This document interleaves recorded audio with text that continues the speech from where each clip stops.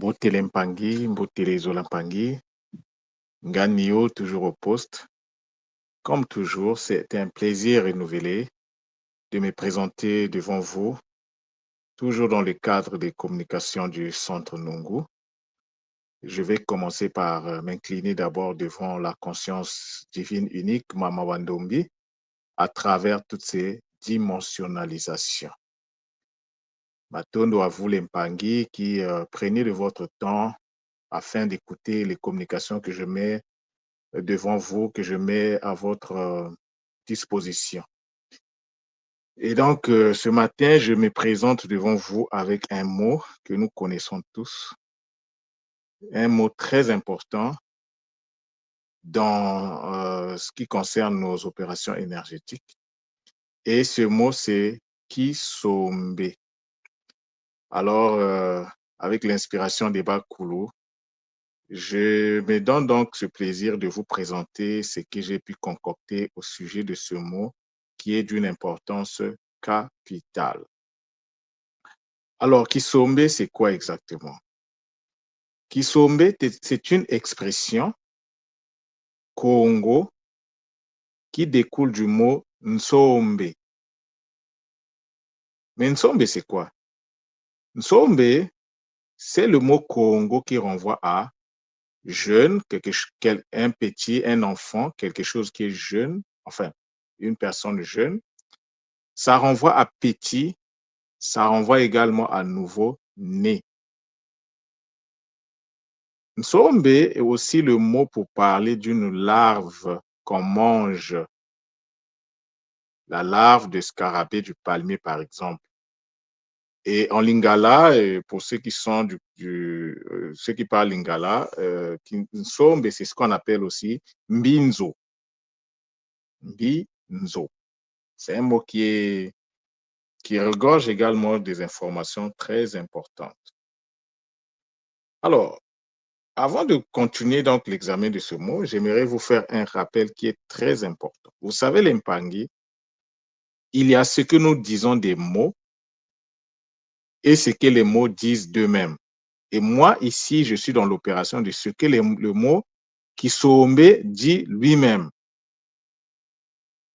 Donc, Kisombe est un mot qui est constitué de 3 sons. Il y a le son Ki, il y a le son So et il y a le son Mbe. Bien sûr que je l'écris NBE parce que le N apporte la conscience à cette opération au B, donc BE.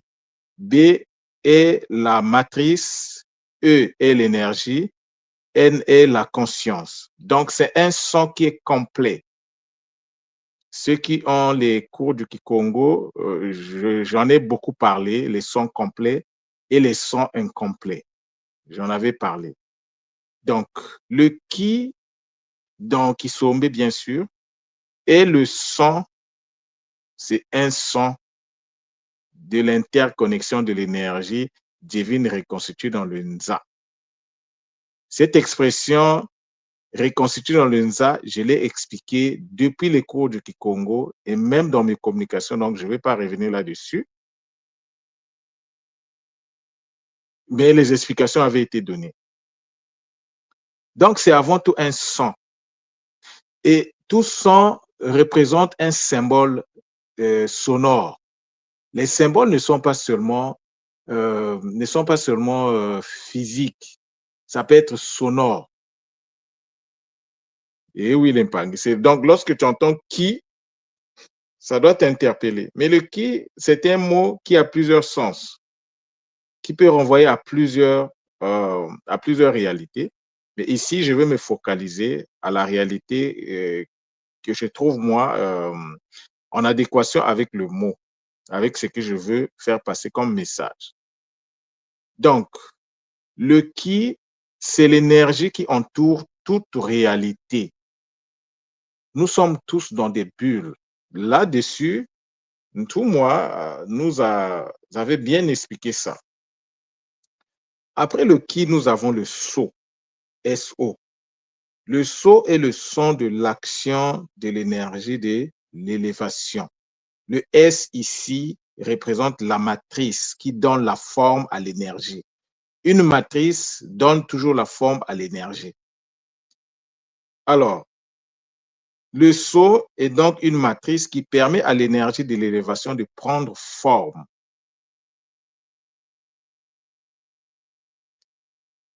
Le Sceau, c'est le Sa qui ascensionne. Mais l'ascension ne se fait pas par hasard. Pour ascensionner, il faut passer par des étapes.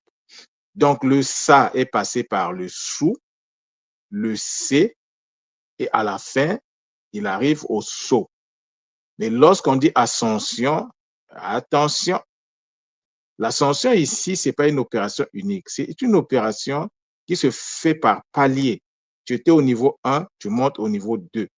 Et tu reprends le processus expérimental avec le Sa pour arriver encore au Sceau et tu vas changer de palier. C'est comme ça l'Empangé qu'il faut visualiser ça.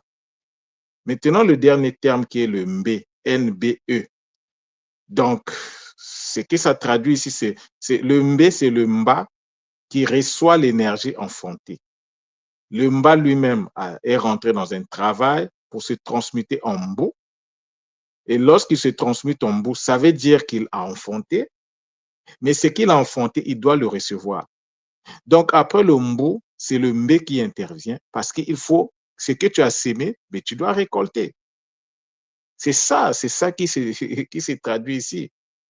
Tu ne peux pas s'aimer sans récolter. La nature va t'obliger à récolter. Donc, ce que tu arrives à enfanter, tu dois récolter. Donc, même si c'est mal, tu récoltes. C'est la loi. Donc, Mbe est la compréhension en soi de l'énergie de la réception et cette énergie-là est reçue. Il y a une forme de tautologie, mais c'est pour que le concept puisse bien être visualisé.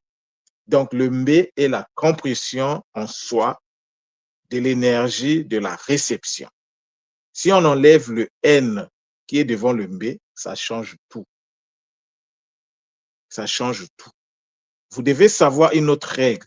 En Kikongo, les consonnes ne se doublent pas. L'exception à la règle, c'est le N, parce que le N apporte la dimension de la conscience à la réalité qui est en face. Et ici, le N apporte la conscience à la réalité du BE, du B. Si tu prends une consonne toute seule, tu ne peux pas prononcer une consonne toute seule.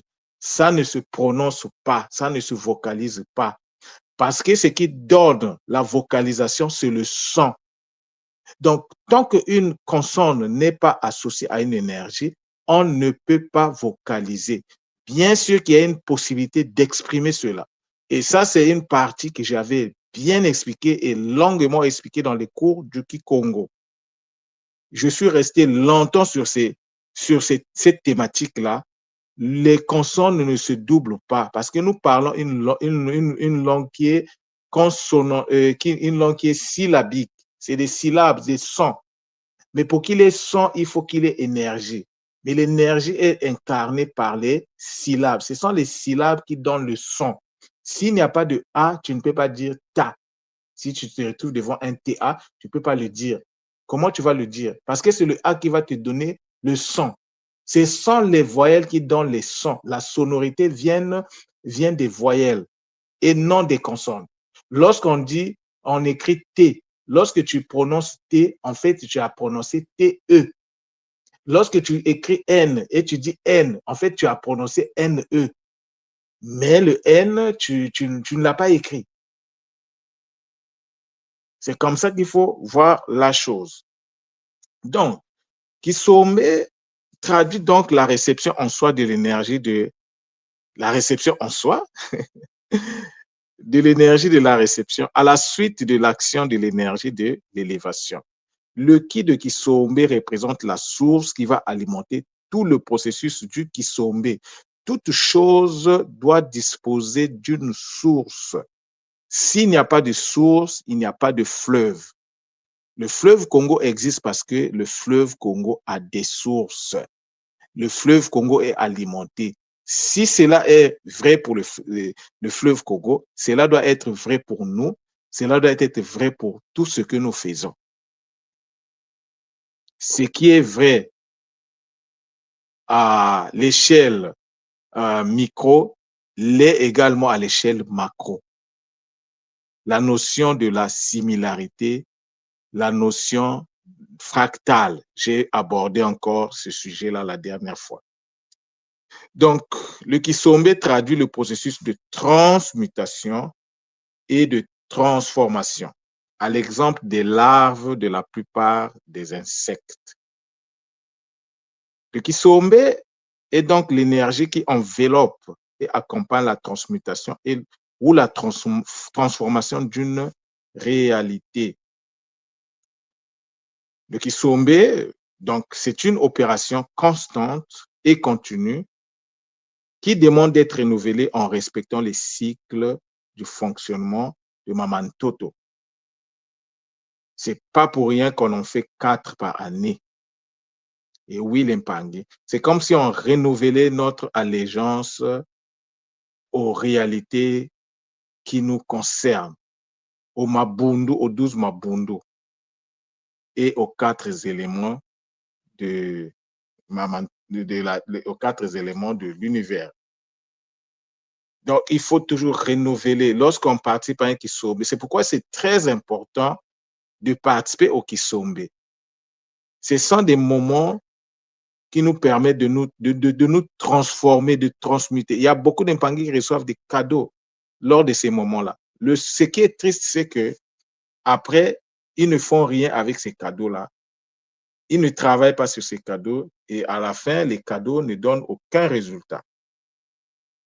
Donc, le Kisombe est une opération qu'il faut faire encore et aussi longtemps qu'on est sur cette terre-là. Le saut de Kisombe nous montre que nous avons des actions à poser dans le processus du Kisombe. Nous aussi, nous avons des choses à faire. Et ces actions doivent respecter le processus de progression de l'expérimentation énergétique. Tu ne peux pas te lever un bon matin pour dire que tu es au niveau du saut. Mais avant d'arriver au saut, tu es parti d'où? Et qu'est-ce qui alimente ton saut? Qu'est-ce qui alimente ton B? Tu ne peux pas dire que tu vas recevoir alors que tu n'as jamais enfanté. Mais si tu n'as jamais enfanté, tu n'as jamais atteint la maturité.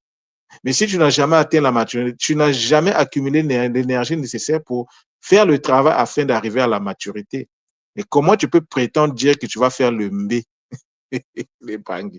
La logique, la simple logique est d'une importance capitale. Et donc, les actions qui entourent le mot Kisombe doivent respecter le processus de progression de l'expérimentation énergétique. Le Kisombe demande la mobilisation des énergies, de l'élévation à travers le haut et de la réception à travers le et, en les faisant passer par les matrices appropriées. Et ici, la matrice, par exemple, c'est le S et l'autre matrice, c'est le B. Le N ici, c'est juste l'aspect de la conscience. Donc, le MB ici, l'action du MB, c'est une action qui doit se faire en toute conscience. Maintenant, avoir lu, avoir travaillé, c'est-à-dire que là, nous avons le mot qui sommet devant nous. Nous avons un travail à faire en ce qui concerne la vocalisation.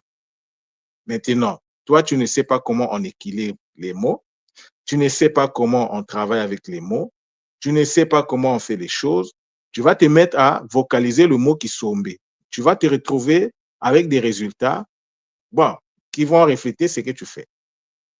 Parce que le résultat que tu vas obtenir dépend de ce que tu mets en place, dépend de ta compréhension. C'est pourquoi dans l'optique de la connaissance, il est très important d'apprendre d'abord, de comprendre ce que tu apprends et d'appliquer ce que tu as compris de tes apprentissages. C'est très, très, très important. Si on pense qu'on peut faire de la spiritualité dans l'ignorance, il n'y a pas de souci. Le résultat sera que on sera toujours là en train de se plaindre. 10 ans après, on est toujours dans les mêmes réalités. Qu'est-ce qui se passe? À un certain moment, il faut s'arrêter et se poser les bonnes questions. Peut-être que les actions que nous mettons en place ne sont pas les bonnes. Peut-être que nous ne comprenons même pas ce que nous faisons. Alors moi, dans la logique qui est la mienne aujourd'hui, je ne peux pas communiquer sur un mot sur lequel je n'ai pas travaillé. Je ne peux pas. le mot Kisombe a été travaillé. Les réalités, le mot a été, le mot a subi son ascension. Et oui, les pangis. Si nous sommes ici pour préparer l'ascension, c'est qu'il y a des réalités qui ascensionnent déjà. Les mots doivent rentrer dans l'ascension. Et faire l'ascension des mots, c'est juste respecter le processus expérimental. Parce que lorsque nous parlons de la façon que je vois les choses, il y a la descente que j'appelle le kukoka, il y a l'expérimentation et il y a l'ascension que nous appelons tous à l'école le kunaka. Il faut ces trois réalités. Tu ne peux pas faire l'expérimentation et puis t'arrêter à ce niveau. Non. Le but de l'expérimentation, c'est l'ascension. Mais avant d'expérimenter, il faut d'abord la descente. Il faut le kukoka. Ce mot-là, je vais le revenir un jour là-dessus parce que c'est un mot sur lequel j'avais travaillé avec quelques Mpangé. Ils vont se reconnaître s'ils écoutent cette communication. Mais c'est un mot qui m'a livré beaucoup de secrets. C'est un mot qui m'a livré beaucoup de secrets. D'ailleurs, c'est le mot Coca-Cola qui m'a poussé là-bas. Je dis, mais Coca-Cola, mais... Je dis, ah, ces gens-là, c'est des bandits. Ils ont remplacé les C à la place des K. Ah, ok. Et quand j'ai travaillé, je suis allé retrouver les mots et Coca-Cola, c'est ce que vous buvez là. Mais il y a autre chose derrière, en fait. Donc, l'Impangui, voilà ce que j'avais à vous donner comme communication ce matin. Vous voyez, l'Impangui, c'est un bonheur pour moi de toujours vous donner les 10% de ce que j'arrive à canaliser. Alors, donc, à travers la communication de ce matin, vous allez comprendre qu'on a beaucoup de mots dans les cours que nous avons à l'école Kimontou qui nécessitent d'être décryptés, qui nécessitent d'être travaillés. Parce que, oui, ce que nous disons des mots, c'est important, mais ce que les mots disent d'eux-mêmes est aussi important. De façon que si nous couplons ce que nous disons des mots et ce que les mots disent d'eux-mêmes, on va avoir en face de nous une réalité très, très, je pourrais dire, large. Et lorsque nous sommes dans une réalité large, mais c'est une richesse, l'Impangui. C'est une richesse. En comprenant que les choses sont, c'est-à-dire qu'un mot est toujours polysémique en Kikongo. Le mot, il n'y a pas un seul sens. Et là, je vous parle seulement de ce que nous parlons en Afrique centrale. Mais je ne suis pas encore allé chez les Bambara parce que le même mot chez les Bambara, vous serez surpris que le na peut-être, ou bien le mbe, ça a une autre signification. Mais ce sont toutes ces significations-là mises ensemble qui font la beauté, c'est-à-dire qu'à travers la mise en commun de toutes les significations liées à un son, vous allez comprendre en fait l'accumulation que ce mot a subi, le savoir derrière ce mot. Pour avoir le savoir derrière ce mot, il faut prendre ce que les Bassa disent, les Bamileke disent, les gens qui sont au Mali disent. Et lorsque vous allez mettre tout ça ensemble, mais c'est magnifique l'impact. Et là, je suis en train de voir, de découvrir que le Malinké qui se parle au niveau de l'Afrique de l'Ouest, le Bamana au Mali a une grande affinité avec le Lingala. Il y a beaucoup de mots qui sont les mêmes mots, qui ont la même en Côte d'Ivoire. Le mot dia. Dia, ça te renvoie, lorsqu'on dit Wadiafoua, il y a Wadiafoua, et là-bas, ils utilisent le même mot pour parler de l'héritier, le dia. Donc, les mots n'ont pas un seul sens. Les mots ont toujours plusieurs sens. Et nous devons aller à la quête de tous ces sens pour les mettre ensemble. C'est pourquoi je vous dis, l'Impangé, que nous devons comprendre le fonctionnement du Kikongo afin de valoriser nos propres langues maternelles. Je ne le dis pas par hasard. Imagine un peu si nous avons 10 personnes qui parlent 10 langues différentes et qui arrivent à mettre le savoir, par exemple le mot qui. Chacun est dans l'explication de sa langue. Mais imaginez un peu le savoir que nous allons accumuler par rapport à ça.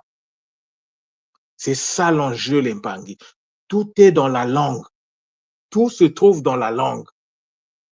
Tu ne peux pas faire de la spiritualité en ignorant la langue dans laquelle cette spiritualité se fait. C'est une erreur monumentale. Tout est basé sur la langue Tout a été codifié et codé dans la langue. S'il faut décoder, c'est la langue qui doit nous donner les outils pour faire ces décodages. Et tout ce que nous allons apprendre, c'est par rapport à ça. Tu parles Bamileke. Tes ancêtres ont parlé Bamileke. Il y a eu des choses qui ont été codées, codifiées dans le Bamileke. Tant que tu n'arrives pas à comprendre certains sons du Bamileke, tu ne pourras pas accéder à ton héritage que tes ancêtres les plus lointains t'ont laissé dans des mots. Mais quand tu arrives à accéder à comprendre les sons, il y a des choses qui vont s'activer dans ton corps.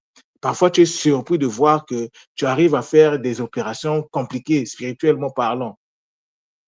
Mais peut-être tu ne comprends pas qu'il y a des cadeaux que les ancêtres les plus lointains nous avaient laissés dans des mots. C'est pourquoi la base de la spiritualité doit être la langue. On ne peut pas faire la spiritualité Congo sans maîtriser la langue Congo. C'est une anomalie multidimensionnelle que nous devons corriger à plusieurs niveaux. Ce que je vous donne, c'est juste ma signature à moi, mais n'en demeure pas que d'autres Mpangi peuvent aller dans le même sens et apporter plus. Parce que l'objectif, c'est ça. Dans ta part, ouvre la porte pour que les autres rentrent. Toi, tu as souffert pour ouvrir la porte. Laisse que les autres rentrent. Eux, ils vont faire un travail qui vont faire que ce que toi, tu n'avais pas vu, eux, ils vont le voir. C'est cette logique-là qui doit nous alimenter, qui doit alimenter notre façon de voir les choses. Et c'est cela le Zola. C'est cela le Zola. Le Zola, c'est aussi accepter de faire un Kisalo pour alléger celui des autres qui vont venir après. Le Zola, ce n'est pas seulement faire des déclarations matin, midi, soir, Zola, Zola, Zola, Zola, sans même comprendre la profondeur du mot. Donc, voilà ce que j'avais à vous dire, l'Impagué. Matondo à vous, vous qui suivez l'actualité du Centre Nongo. Une chose que je vais vous demander, l'Impagué, partagez ces connaissances dans vos groupes WhatsApp, dans vos groupes, dans vos espaces WhatsApp. Partagez. Nous devons occuper l'espace. Nous devons prendre nos places. Mais si tu ne partages pas, si tu as encore honte que les gens sachent que tu es réparti à la tradition, mais à quel jeu tu es en train de jouer? Il faut que tu t'assumes. Si tu penses que si tu n'es pas prêt à assumer, mais ne rentre pas dans la tradition. Parce que si tu ne fais pas les choses en les assumant, tu es en train de te détruire de l'intérieur, en fait. Nous devons être fiers de ce que nous sommes. Nous devons être fiers de notre héritage ancestral et nous devons être fiers de porter cet héritage-là, de remettre cet héritage-là au goût du jour. Nous devons partager, nous devons en parler, nous devons sensibiliser nos parents, nos familles, aussi longtemps que cela est possible. Beaucoup de Zola voulaient Mpangi, on se dit à bientôt. Matondo.